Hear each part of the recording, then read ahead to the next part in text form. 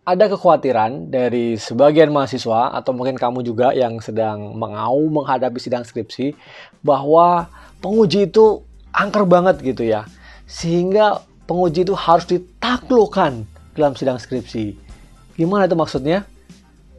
Nah, dalam video ini saya akan membahas tentang bagaimana membuat penguji skripsi Anda tertarik akan skripsi Anda sehingga ujian skripsi Anda tentu akan lebih lancar dan tujuannya adalah Anda lulus, bukan?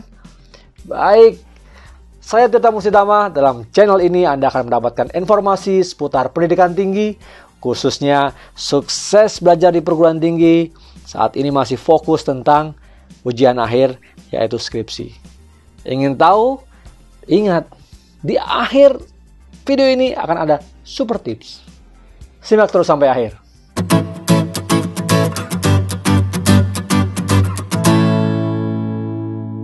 Sebenarnya, tahu penguji skripsi atau tidak, itu sebenarnya bukan satu hal yang besar. No big deal kata orang. Tetapi, seringkali kalian merasa ingin tahu siapa penguji skripsi kalian. Tentu akan menjadikan rasa lebih nyaman, lebih aman gitu ya. Nah, nanti di super tips akan saya kasih tahu apa yang paling penting sebenarnya dari seorang penguji skripsi itu. Nah, tips yang pertama adalah memang kamu harus cari tahu siapa nama penguji skripsi kamu. Tetapi masalahnya seringkali ada kampus yang tidak memberikan secara terbuka di awal ketika sidang skripsi akan dilaksanakan. Beberapa kampus memiliki kebijakan tersendiri, misalnya tidak mengumumkan nama-nama penguji sebelumnya, tetapi langsung saja penguji itu akan ketemu mahasiswa yang diuji di kelas atau di ruangan-ruangan yang saat ini karena sedang online tentu di dunia maya, di ruang sidang online. Nah, tapi juga ada yang memberikan secara terbuka sebelumnya, memberikan informasi tentang siapa-siapa penguji dari ujian skripsi kalian. Nah, itu bukan satu hal yang jadi masalah besar. Namun, dengan kita mengetahui penguji kita atau penguji skripsi kalian tentu akan memudahkan dan paling tidak kamu sudah tahu bagaimana orang-orang itu, karakter itu, pengujinya gitu ya. Nah, yang pertama cari tahu tentunya ya. Nah, gimana cara cari tahunya? Tentu apakah dari kampus kamu atau dari jurusan itu memberikan list siapa penguji-penguji skripsi pada semester ini misalnya. Kalaupun tidak, kamu harus cari dari list dosen. List dosen jurusan kamu berapa orang ya. Kemudian rumpun ilmunya. Misalnya bidang kamu yang menjadi spesialisasi dari skripsi kamu itu masuk pada kajian apa atau sub kajian apa. Nah, tentunya dosen-dosen yang menguasai sub kajian itu tentu dosen-dosen yang sangat spesifik atau sangat kecil, sangat terbatas jumlahnya. Jadi sepertinya kamu juga akan tahu. Selain itu, kamu juga bisa tahu dari website fakultas, jurusan atau kampus kamu, nama-nama dosen ya.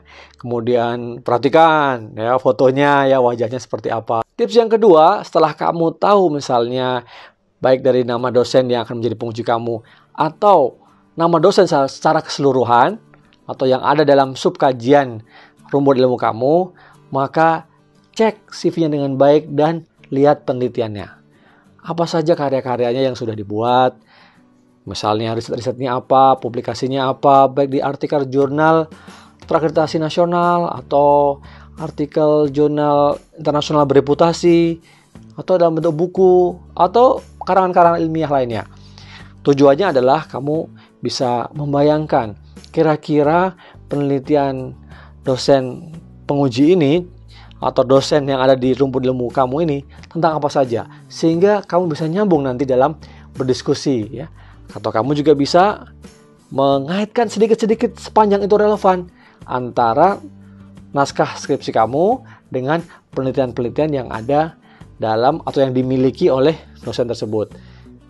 Logikanya sederhana. Kalau penelitian kamu ada pada sub kajian yang sama dengan bidang yang dikuasai oleh dosen itu, sudah bisa dipastikan bahwa dosen itu memang ahli di bidang itu.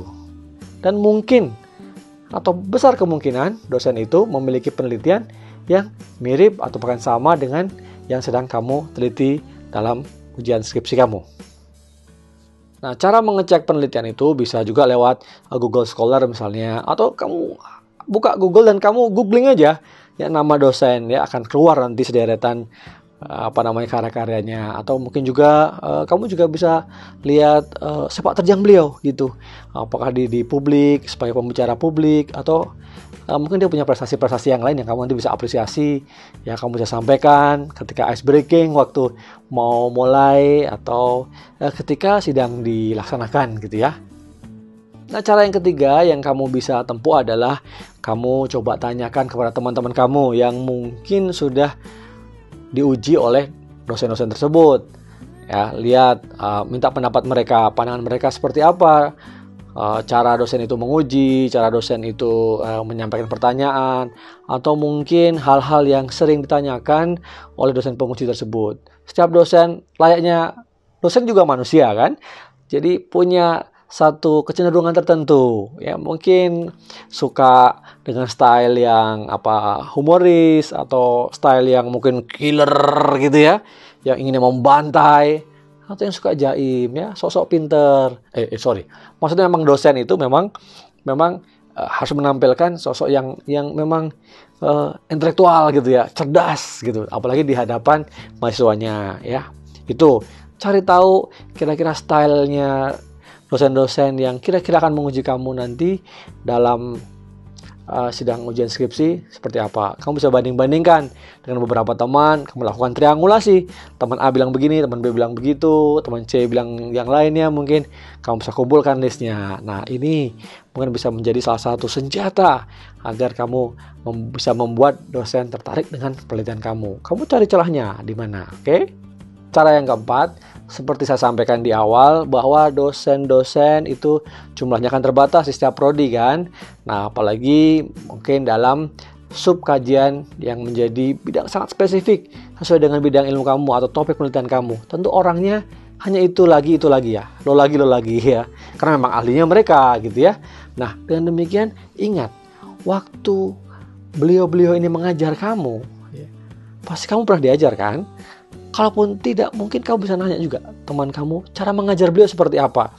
Nah, waktu mengajar itu mungkin suka menyampaikan joke ya, atau suka selalu memberikan contoh-contoh kasus pada bidang-bidang tertentu, pada penelitian-penelitian tertentu yang memang menjadi penelitian-penelitian beliau. Sering sekali dosen yang baik, yang memiliki penelitian yang bagus, seringkali apa yang diajarkan itu merupakan suatu hasil penelitian yang mereka lakukan. Itu adalah dosen yang baik. Tidak hanya sekedar mengcopy dari textbook, disampaikan gitu ya. Nah, seperti mengulang-ulang putar kaset itu istilahnya ya. Bukan seperti itu ya. Jadi kenali gimana style waktu mengajar. Nah, mungkin setelah kamu ingat, kamu bisa tahu bagaimana cara masuknya ketika berkomunikasi, atau ketika mempresentasikan skripsi kamu, atau ketika kamu menjawab pertanyaan dari dosen tersebut. Sehingga tujuannya jelas, membuat dosen itu tertarik atau makin tertarik dengan penelitian kamu yang kamu sajikan di ujian skripsi. Cara yang kelima, setelah kamu coba semua tadi, cara yang pertama hingga keempat, tapi yang paling penting, bagaimana cara membuat dosen penguji itu tertarik dengan penelitian kamu? Jadilah diri kamu sendiri. Otentik, khusus, unik, karena kamu adalah diri kamu. Kamu bukan mengcopy orang lain, dan kamu tidak mencoba menjadi orang yang bukan diri kamu. Jadi, kamu sampaikan penelitian kamu dengan baik, kamu kuasai dengan baik, dengan style kamu. Penguji yang baik biasanya akan terbuka dengan perbedaan-perbedaan gaya, perbedaan cara menyampaikan, atau bahkan perbedaan topik. Nah, tetapi ingat tadi, yang menguji biasanya adalah dosen-dosen yang berada dalam rumpun yang sama. Jadi tidak akan terlalu jauh mereka mengujinya, dan mereka sudah akan paham bahwa bidang ilmu ini, atau sub kajian ini, atau sub rumpun ilmu ini ya, yang mereka kuasai menjadi topik penelitian kamu. Jadi pada dasarnya dosen itu sebenarnya sudah tahu. Karena dosen itu dalam satu rumpun yang sama, biasanya dia akan berempati, ya, akan melihat bahwa yang disampaikan itu sesuai dengan kajian yang juga mereka geluti. Kemungkinan besar dosen itu akan tertarik dengan penelitian kamu atau ujian skripsi kamu. Nah, gitu ya. Super tipsnya apa? Super tipsnya adalah dosen yang baik itu tentu memiliki penelitian-penelitian yang disebarluaskan kepada mahasiswanya. Digunakan dalam pengajarannya. Digunakan dalam tulisan-tulisannya. Bisa dijumpai dalam artikel jurnal, dalam buku, atau dalam karangan-karangan ilmiah, atau ketika mereka melakukan diseminasi melalui verbal misalnya, dalam beberapa pidato-pidato, orasi-orasi ilmiah, atau mungkin dalam beberapa acara publik, seminar, konferensi, diwawancarai media, dan lain-lain, atau dalam sosial media mereka gitu ya. Nah, ikuti ya, kenali dosen kamu. Sejak awal kamu masuk kampus, mengenali dosen itu menjadi satu PR yang paling penting. Oke gitu, semoga tips ini bermanfaat buat kamu, dan kalau kamu merasa ini keren banget ya, atau keren aja, jangan lupa like, subscribe, dan share. Bagikan ke teman-teman kamu yang mungkin senasib sepenanggungan dengan kamu, atau yang akan menghadapi ujian skripsi juga. Oke, sukses, semangat. Ujian skripsi akan melewati satu tahapan penting dalam hidup kamu. Semangat ujian skripsi kamu. Dan saya yakin kamu akan sukses melewati ujian itu. Dan satu tahapan dalam studi kamu selesai. Dan kamu siap menyongsong tahapan berikutnya. Sukses buat kalian. Saya tunggu karya-karya hebat dalam skripsi kalian. Sampai ketemu di video-video berikutnya. Bye.